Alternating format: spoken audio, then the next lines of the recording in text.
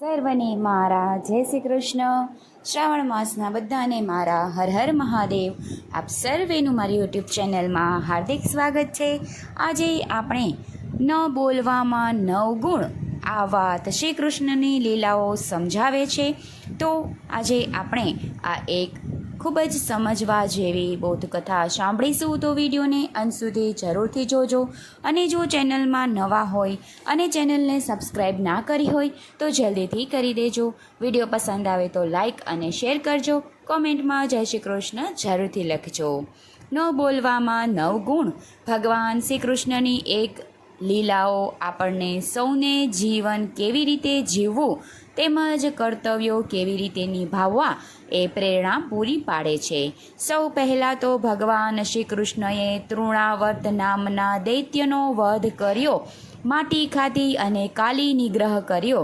તૃણાવર્ત વધ કરી આકાશ તત્વને પવિત્ર કર્યું. ભગવાને માટી ખાધી એટલે ભૂમિ તત્વને પવિત્ર કર્યું. કાલી નિગ્રહથી જળ તત્વને પવિત્ર કર્યું. ભગવાન શ્રી કૃષ્ણની આ લીલાઓ એ સંદેશ આપવા માગે છે કે આકાશ, ભૂમિ અને જળ આ ત્રણેય વસ્તુ જો શુદ્ધ હોય તો વ્યક્તિ નિરોગી રહે. ભગવાન શ્રી કૃષ્ણએ સ્વચ્છતાની વાત પહેલેથી જ કરેલી છે. આ પ્રસંગે શ્રીમદ ભાગવદ્ ગીતાના 10મા સ્કંદનું મને સ્મરણ થાય છે કે રૂક્ષ્મણીજીના ભાઈ રૂક્ષ્મણીને બલરામ મહારાજ વધ કર્યો. આ સમયે ભગવાન શ્રી કૃષ્ણએ મૌન રાખ્યું.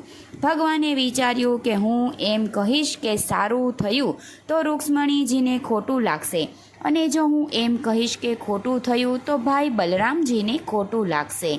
આ કથા પ્રસંગ આપણને સમજાવે છે કે પરિવારમાં પણ જ્યારે કેટલીક પરિસ્થિતિનું નિર્માણ થતું હોય ત્યારે આપણે પણ નિર્ણયો નથી લઈ શકતા. ત્યારે એવા સમયે સમસ્યાનું સમાધાન એ મૌન જ છે. એટલે આપણને ત્યાં કહેવામાં આવ્યું છે કે ન બોલવામાં 9 ગુણ. આ વાત શ્રી કૃષ્ણની લીલાઓ સમજાવે છે.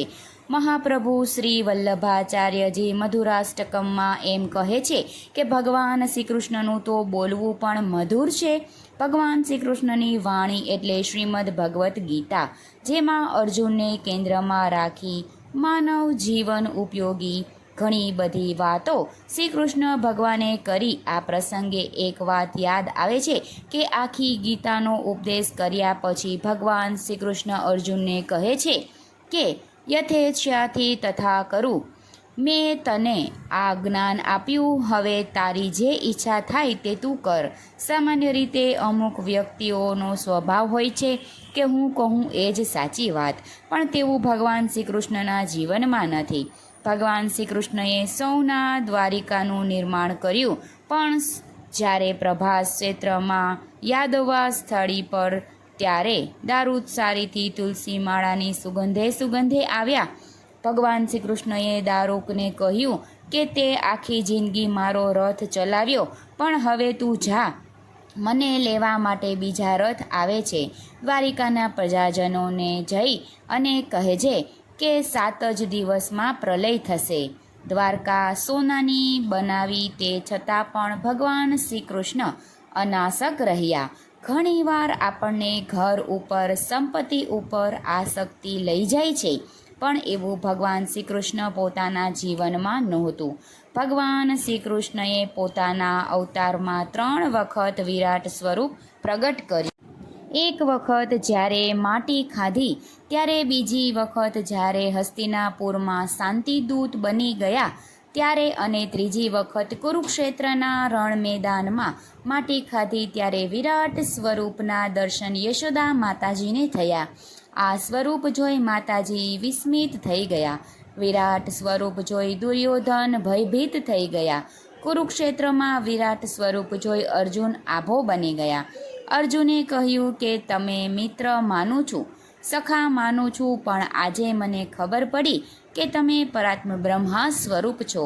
આમ ભગવાન શ્રી કૃષ્ણ ભલે બ્રહ્મા સ્વરૂપ હોય, પણ તે આપણા સખા છે અને આપણી વચ્ચે રહેવાવાળા છે. માટે જ ભગવાન શ્રી કૃષ્ણ માટે કાનો, લાલો જેવા સંબંધનો વપરાય છે. સુદામા જ્યારે દ્વારિકામાં ગયા ત્યારે ભગવાન શ્રી કૃષ્ણએ એમને આદર આપ્યો. સુદામા ચરિત્ર આપણે સૌ જાણીએ છીએ, પણ આ ચરિત્ર તમને કહેવા માંગે છે કે પ્રભુ કૃપા એ સંપત્તિ મળે તો તેનું અભિમાન ક્યારેય કરવું નહીં. દ્વારિકા ભલે સોનાની બનાવો, પણ સુદામા માટે દ્વાર હંમેશા ખુલ્લા રાખજો. આમ શ્રી કૃષ્ણ ભગવાનની એક એક લીલાઓ જો આપણા જીવનમાં આત્મસાત કરીએ તો આપણું જીવન ધન્ય બને. માટે જ કહેવામાં આવે છે કે કૃષ્ણ વંદે જગદગુરુ. તો શ્રી કૃષ્ણ દ્વારા જે આપણને આ જીવનમાં ઉતારવા જેવો બોધ મળે છે કે ન બોલવામાં 9 ગુણ, અને કોઈ પણ કાર્ય કરતી વખતે વિચાર કરી અને એ કાર્ય કરવામાં આવે તો એ હંમેશા સિદ્ધ થાય છે. તો આ બોધકથા કેવી લાગી એ કોમેન્ટમાં જરૂરથી કહેજો. સર્વને મારા જય શ્રી કૃષ્ણ.